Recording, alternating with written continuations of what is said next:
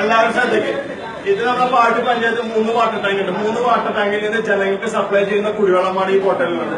ഇത് അതേ പ്രദേശത്ത് നിന്ന് ശുദ്ധീകരിക്കാത്ത ഒരു നാട്ടുകാരന്റെ ഒരു വീട്ടുകാരുടെ കുടിവെള്ളമാണ്.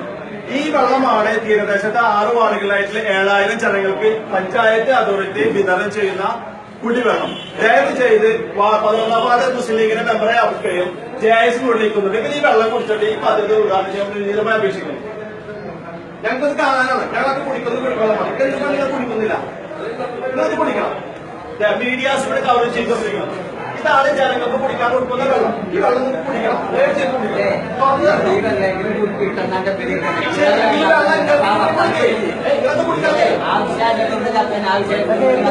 നിങ്ങൾക്ക് വെള്ളം കുടിക്കാൻ വേണ്ടി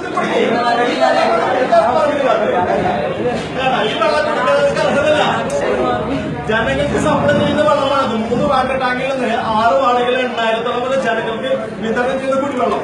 അതേ പ്രദേശത്ത് നിന്ന് ഒരു നാട്ടുകാരെ വീട്ടിൽ കുടിവെള്ളം. ഇത് ശുദ്ധീകരിച്ചെന്ന് പറയുന്നു, ഇത് ശുദ്ധീകരിച്ചിട്ടില്ല. അതുകൊണ്ട് 11 വാർഡ് മെമ്പർ അവർക്ക് ഇവിടെ ഉണ്ട്, പഞ്ചായത്ത് JIS ഇവിടെ ഉണ്ട്. അവർക്ക് വെള്ളം കുടിക്കട്ടെ. ഇതാണ് നാട്ടുകാരുടെ ആവശ്യം. ഇതുപോലെ ഞങ്ങൾക്ക് കിട്ടുന്നില്ല. അതിനാവശ്യം പറഞ്ഞിട്ട് രാഷ്ട്രീയം പറഞ്ഞുകൊണ്ട് രാഷ്ട്രീയം നോക്കിക്കൊണ്ട് ഇവിടെ ന്യായം പറയാതിരിക്കുകയാണ്. പഞ്ചായത്ത് പ്രസിഡന്റ് വിളിച്ചപ്പോൾ ഇന്ന് തൃശ്ശൂർ മീറ്റിംഗിന് നിറം മുങ്ങി. 10ാം വാർഡ് മെമ്പർ ഏകദേശം 2 ദിവസം മുന്നേ 10 പെണ്ണുങ്ങൾ രാത്രി കുളിക്കുന്ന വീട്ടിൽ അപേക്ഷിച്ചിട്ടും ഇന്ന് മെമ്പർ വരാന്നിട്ട് ഇവിടെ വന്നിട്ടില്ല. അപ്പൊ ഈ വെള്ളം കുടിക്കും.